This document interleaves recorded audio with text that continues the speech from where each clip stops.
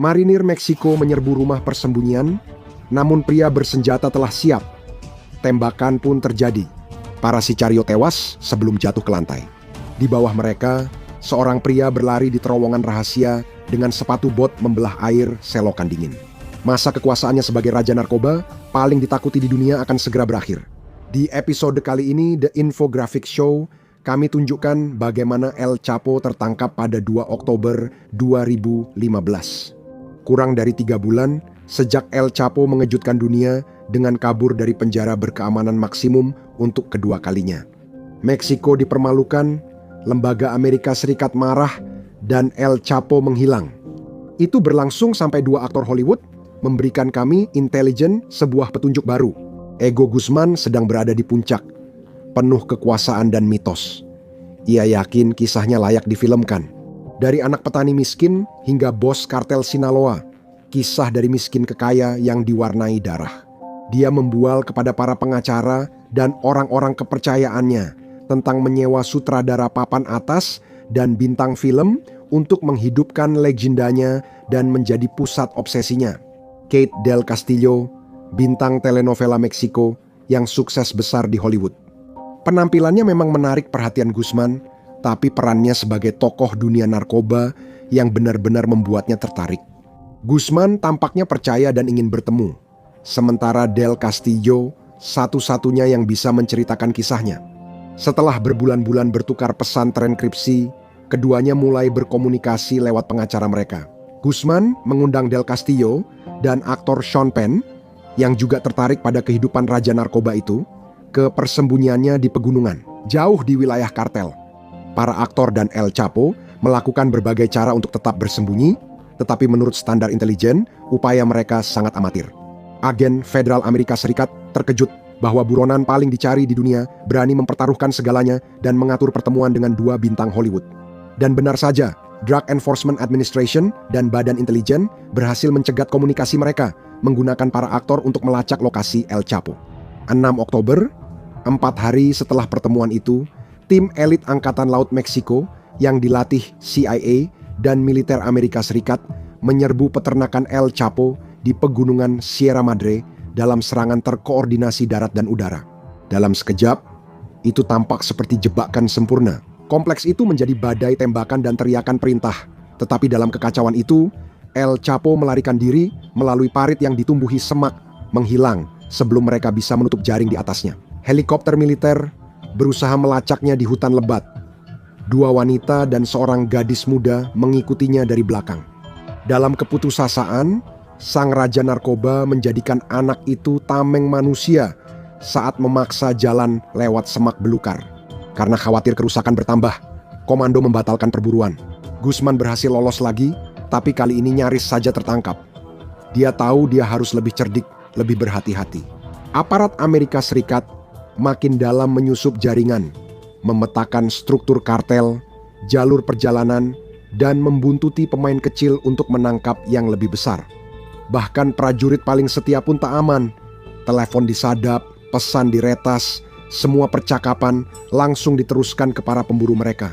El Chapo menghabiskan puluhan tahun membangun jaringan klien, perantara, dan politisi yang bisa dia suap atau tekan.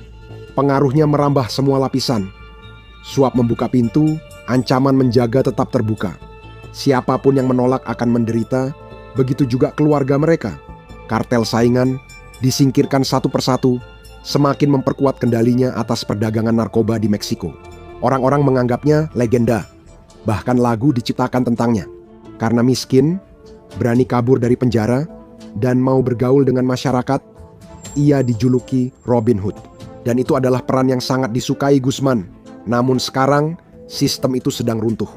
Pelariannya dari penjara federal Altiplano mempermalukan pemerintah Meksiko yang kini tertekan untuk menangkapnya secara permanen. Perburuan besar-besaran dimulai, sementara sindikat saingan perlahan merebut wilayah Sinaloa. Zona aman sudah habis, musuh El Chapo makin mempersempit lingkaran. Awal Desember 2015, kota pesisir Los Mochis terletak 3 jam di utara Culiacán, ibu kota Sinaloa dan markas kuat El Chapo. Itu tempat terakhir yang diduga jadi persembunyian El Chapo. Wilayah itu milik kartel Beltran Leyva di selatan. Dia punya perlindungan, tapi di sini dia rentan dan kalah jumlah. Selama hampir setahun, para penduduk di lingkungan elit Las Palmas memperhatikan para pekerja yang datang ke sebuah rumah 2 lantai. Tempat itu dibeli pembeli tak dikenal dan dibiarkan kosong. Pohon zaitun ditanam di trotoar untuk melindungi depan. Kamera dipasang di setiap sudut, dindingnya semakin tinggi, gerbang logam mengunci pintu masuk, dan tirai gelap menutup dunia luar. Itu bukan lagi sebuah rumah, melainkan sebuah benteng. Saat semua terjadi, agen Federal Amerika Serikat dan marinir Meksiko mendapat 2 informasi penting. Pesan-pesan kartel Sinaloa yang disadap menunjukkan akan ada kunjungan nenek dan bibi ke Los Mochis dalam waktu dekat. Nama sandi yang digunakan oleh El Chapo sendiri dan letnan setianya, Urso Ivan Gastelum Cruz, yang lebih dikenal sebagai Cholo Ivan. Amerika dan rekan Meksiko mulai fokus pada kemungkinan persembunyian di seluruh Los Mochis. Rumah yang direnovasi di Las Palmas menonjol dan mereka cepat mengawasi lingkungan. Selain ancaman dari kartel saingan, Los Mochis juga menarik perhatian karena alasan lain.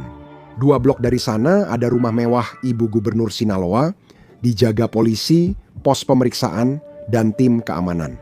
Itu lingkungan yang selalu diawasi, persis seperti tempat yang biasa dihindari El Chapo. Belakangan, penyelidik mengetahui Gastelum telah memperingatkan bosnya agar tidak pergi ke sana dan peringatannya terbukti benar. Awal Januari 2016, Badan Federal Amerika Serikat bekerja sama dengan Angkatan Laut Meksiko selama berbulan-bulan menunggu waktu tepat menangkap Guzman. Mereka fokus pada sebuah rumah di Los Mochis, mengawasi tanda yang memastikan dia di dalam, dan memberi lampu hijau untuk penggerebekan. Tetangga melaporkan melihat pria bersenjata militer di dekat rumah itu, hal yang jarang di lingkungan kelas menengah ke bawah. Rumah itu tampak ramai dengan aktivitas, seseorang akan datang, seseorang yang penting. Rekaman pengawasan memperlihatkan kendaraan lapis baja melaju di blok, lalu melambat, berbelok tajam, dan masuk ke garasi mobil. Para perwira angkatan laut siap melancarkan operasi penangkapan, namun harus yakin El Chapo ada di rumah itu. Satu langkah atau keputusan gegabah bisa membuat anak buah curiga dan mengancam kerja berbulan-bulan. Jika unsur kejutan hilang, mereka bisa saja memperingatkan raja narkoba yang lalu bersembunyi lagi atau memicu baku tembak berdarah dengan banyak korban. Operasi ini harus berlangsung cepat, tepat sasaran, dan benar-benar tak terduga. 8 Januari, unit pasukan khusus menerima informasi penting kedua. Informasinya kecil, tapi sangat menentukan. Lewat tengah malam, sebuah taqueria mendapat pesanan 100 taco, cukup untuk 1 pasukan kecil. Beberapa menit kemudian, van lapis baja putih kesukaan El Chapo memasuki area parkir. Para pria keluar dengan senjata di bahu. Pasukan khusus tahu inilah saatnya. Seorang informan menelepon. Berita itu diteruskan ke rantai intelijen hingga ke tim penyerang Angkatan Laut Meksiko. Mereka kini yakin Guzman atau wakilnya ada di rumah aman itu pukul 3 pagi. Pasukan Angkatan Laut bergerak ke posisi. Jalanan sepi. Drone berdengung di atas, memindai pergerakan dan panas. Di bawah, mobil-mobil lapis baja mengendap dengan tenang di pinggiran kota, berhenti di sudut-sudut jalan, memutus jalur pelarian. Di ujung jalan, operator Delta Force Amerika Serikat dan perwira Angkatan Laut Meksiko berkerumun di dalam van untuk latihan taktis. Marsekal Amerika Serikat duduk di kendaraan terdekat, sementara agen CIA dan Drug Enforcement Administration mondar-mandir di sekitar. Orang Amerika tidak terlibat langsung dalam penggerebekan, hanya membimbing, memberi saran, dan memantau saat pasukan khusus Meksiko bersiap menyerang. Segala yang mereka lakukan menuju momen ini, pukul 4.30 pagi, 17 marinir Meksiko mendekati pintu rumah persembunyian sambil berlari, merunduk, dan menempel ke dinding rumah tetangga. Agar tak terdeteksi, mereka berhenti di bawah ranting zaitun dekat gerbang. Di dalam rumah sangat sunyi, tanpa suara. Kecuali lampu teras putih yang menyala, rumah itu gelap dan para penghuninya bersembunyi di balik tirai. Pukul 04.40 pagi, marinir mendapat perintah menerobos. Palu godam menghantam gerbang depan hingga logamnya melengkung. Seluruh operasi itu terekam melalui GoPro yang terpasang di helm, merekam semuanya secara langsung. Para tentara bergegas ke teras sambil berteriak perintah saat memasuki kompleks. Anak buah kartel langsung melepaskan tembakan, menghujani peluru sebelum marinir bahkan mencapai pintu masuk. Di dalam, hampir selusin pria bersenjata menunggu dalam bayang-bayang. Pemimpin tim marinir langsung terkena tembakan dan terhuyung mundur. Pasukan angkatan laut mundur dari zona maut, berjongkok di luar pintu, lalu menyeret pria terluka ke bawah jendela untuk berlindung. Tembakan saling bersahutan saat marinir dan pria kartel saling tembak melalui pintu. Seorang komando angkatan laut menembak lewat jendela, lalu melempar flashbang dan granat. Ledakan itu mengguncang rumah, asap dan puing berhamburan keluar dari pintu serta jendela. Setelah gelombang kejut mereda, para marinir segera berkumpul, lalu menyerbu lorong dan ruang tamu terbuka. Lampu menyala saat mereka masuk. Lewat kabut debu dan asap, mereka melihat anggota kartel tewas di sudut ruangan. Dinding-dinding dipenuhi lubang peluru, plester yang hangus dan robek berserakan di lantai. Di dapur, kulkas setengah terbuka, telur pecah dan kotak makanan tercecer di lantai. Marinir menyebar di lantai 1, senter di laras senjata mereka menyapu ruangan. 4 penjaga di kamar utama langsung menyerah, melemparkan senjata mereka ke lantai. Komando lainnya bergerak ke tangga sempit di bagian belakang aula, di mana beberapa penjaga kartel telah mengambil posisi bertahan di lantai 2. Seorang pria bersenjata mengarahkan peluncur granat roket ke marinir. Namun sebelum menembak, ia sudah tumbang oleh tembakan. Para marinir naik ke lantai 2, tempat ruang santai aula sudah hancur akibat baku tembak. 2 anggota kartel segera menyerahkan senjata. Marinir juga menemukan 2 wanita berjongkok di lantai kamar mandi. Para marinir memaksa anggota kartel terakhir ke teras atap. Di atas, lampu sorot helikopter menembus kegelapan, menerangi seluruh blok. Para penembak kartel melompat ke atap-atap terdekat, menembak secara membabi buta, namun langsung tumbang dihujani peluru. 2 orang lainnya mencoba bertahan di tepi teras, namun langsung dilumpuhkan. Darah menggenang di atas ubin. Marinir kembali menyisir rumah itu. Bangunan telah diamankan dan para penembak yang selamat ditahan, namun tidak ada tanda-tanda Letnan El Chapo atau bos kartel tersebut. Pukul 5.30 pagi saat angkatan laut mengobrak-abrik kamar mencari narkoba, Tuan Guzman dan Gastelum berjongkok di terowongan selokan beberapa blok dari sana. Mereka kabur dari rumah saat tanda serangan muncul, kini unggul waktu 20 menit dari tim penyerang. Kembali ke rumah. Tim angkatan laut mulai mencari jalur pelarian. Mereka tahu Raja Gembong pasti memiliki ruangan rahasia atau jalur keluar tersembunyi di rumah persembunyiannya. Mereka mengetuk dinding dan memindahkan perabotan, mencari pintu tersembunyi atau suara mencurigakan di plesteran. Lalu perhatian mereka beralih ke lemari pakaian yang bisa dimasuki. Di balik salah satu cermin panjang ada pintu baja dengan pegangan rahasia tersembunyi di lampu. Melewati pintu, ada tangga menurun ke lorong bawah tanah. Ciri khas gerakan El Chapo adalah terowongan pelarian lengkap dengan lampu dan ventilasi. Jenis terowongan yang sama seperti yang digunakan kartel Sinaloa untuk membantu Guzman kabur dari penjara dengan keamanan maksimum dan untuk menyelundupkan narkoba melintasi perbatasan Amerika Serikat, Meksiko. Para marinir turun ke dalam terowongan mengejar El Chapo dan Gastelum. Terowongan itu terhubung ke saluran pembuangan kota, labirin pengap dengan langit-langit rendah, pipa berkelok, dan air kotor yang terus naik. Di tengah kegelapan itu ada El Chapo. Pukul 6.30 pagi, tim angkatan laut telah menelusuri lebih dari 1.600 kaki di koridor lembab saat menyadari sedang hujan. Air mulai naik dan labirin saluran pembuangan membentang jauh ke segala arah. Jika terus maju, mereka akan kehilangan waktu yang berharga. Mereka pulang untuk menyusun strategi. Helikopter melayang di atas jalan Las Palmas, menyisir lingkungan mencari tanda-tanda Guzman atau Gastelum muncul dan mencoba kabur di malam hari. Setelah 20 menit hujan, tim angkatan laut menduga para buronan mungkin tenggelam di selokan. Pasukan menyebar ke seluruh lingkungan, mengangkat tutup got dan turun ke terowongan di bawahnya, mencari tanda-tanda keberadaan para buronan, baik masih hidup maupun sudah mati. Pukul 07.30 pagi matahari musim dingin terbit di Las Palmas. Penduduk mulai bangun dan keluar untuk melihat zona perang. Setelah operasi selesai, jalan-jalan ditutup. Marinir berjaga di pintu masuk rumah persembunyian. Sementara tim forensik menyisir ruangan dan mengumpulkan sampel. Petugas mencatat senjata yang disita dalam penyerbuan, seperti senapan kaliber 50 peluncur granat roket terisi, pistol bertatah permata, dan 2 mobil lapis baja. Para komando mulai merasa frustrasi, mereka sangat membutuhkan petunjuk. Mereka memperluas pencarian dari Las Palmas, menyisir sekitar mencari jejak El Chapo, namun semua tampak sia-sia. Guzman bisa berada di mana saja sekarang. Berbulan-bulan pengawasan dengan satelit, drone, penyadapan, dan pertasan mengarah ke malam ini. Namun, musuh publik nomor 1 tampaknya menghilang lagi pukul 08.30 pagi. Guzman dan Gastelum basah kuyup dan berlumuran lumpur serta limbah. Sejak pagi, mereka bersembunyi di saluran pembuangan sekitar 1 mil dari rumah persembunyian. Mereka berdiri di air kotor berjam-jam dan air terus naik. Mereka sadar tak bisa tetap di sini. Terdengar gemuruh lalu lintas di atas mereka. Matahari terbit lebih dari 1 jam lalu, kota sudah bangun. Pukul 08.55 pagi, kamera di pom bensin merekam 2 pria berbaju putih bernoda lumpur memanjat keluar dari lubang got.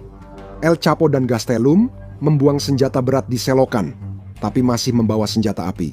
Mereka menyeberang jalan sambil mengacungkan pistol dan memaksa pengemudi Volkswagen Jetta keluar dari mobil. Itu bukanlah mobil pelarian yang ideal, karena mereka segera menyadari transmisinya selip, mesinnya mogok, dan akhirnya mati. Beberapa detik kemudian, Guzman dan Gastelum meninggalkan mobil di dekat bengkel, lalu membajak Ford Focus merah di lampu lalu lintas. Pengemudinya, seorang ibu muda, menarik putrinya yang berusia 5 tahun, keluar dari mobil dan lari menjauh dari para buronan bersenjata itu. Melihat lebih banyak polisi, Gastelum perlahan keluar ke lalu lintas. Dia mematuhi batas kecepatan dan berhenti di lampu merah selama 2 menit. Alih-alih pergi ke Caliacan di selatan atau ke pegunungan di timur, yang keduanya aman bagi El Chapo. Para pria itu mengemudi ke utara di Jalan Raya 15 dari Los Mochis. Mungkin mereka ingin pergi dari negara bagian dan menghilang dengan cara masuk akal. Sejak melarikan diri dari Altiplano, Guzman sudah 2 kali diburu. Ketika pinggiran Los Mochis jadi lahan pertanian, Guzman merasakan sensasi familiar karena berhasil lolos. Dia berhasil lagi. Dia lolos dari kejaran, mengecoh pihak berwenang, mempermalukan semua orang yang memburunya. Perasaan tak tersentuh sangat dia dambakan, atau setidaknya begitu pikirnya. Polisi federal menerima 2 laporan pembajakan mobil berturut-turut di Los Mochis, seperti juga cabang penegak hukum lain di Meksiko. Mereka tidak tahu target penggerebekan pagi itu atau kaitan antar peristiwa tersebut. Semua unit diinformasikan tentang Ford Focus merah yang dicuri dan keluar kota sekitar 12 mil dari Los Mochis. Mobil Ford itu berhenti di tepi jalan. Tak lama, mobil patroli polisi federal berhenti di belakang untuk memeriksa kendaraan curian itu tanpa tahu siapa di dalamnya. Ini menguntungkan mereka. El Chapo mencoba menyuap agar keluar dari tahanan, tapi gagal. Penawaran standar, imbalan, dan perlindungan. Saat gagal, El Chapo berkata tenang, "Kalian semua akan mati." Penangkapan itu langsung tersebar di saluran penegak hukum. Angkatan Laut segera menghubungi petugas, memerintahkan memindahkan tersangka ke hotel terdekat dan menunggu bantuan. Mereka khawatir kartel akan mencoba menyelamatkan dan tak mau kehilangan target. Tidak lagi. Pukul 11 siang, dikawal pasukan bertopeng, El Chapo dibawa ke bandara dan diterbangkan ke kota Meksiko untuk dipindahkan ke tahanan federal. 11.19 siang, Presiden Enrique Peña Nieto mengumumkan di Twitter, "Kami menangkapnya." Setahun kemudian, Meksiko mengekstradisi bos kartel itu ke Amerika Serikat untuk diadili. Puluhan tahun membanjiri kota Amerika dengan narkoba dan kekerasan geng akibat narkoba. Pada 2019, Joaquin Guzman Loera divonis penjara seumur hidup plus 30 tahun di penjara yang mustahil diloloskan. Sekarang, saksikan semua cara gila El Chapo melarikan diri dari penjara untuk melihat bagaimana dia terus lolos dari celah, atau klik video ini sebagai gantinya.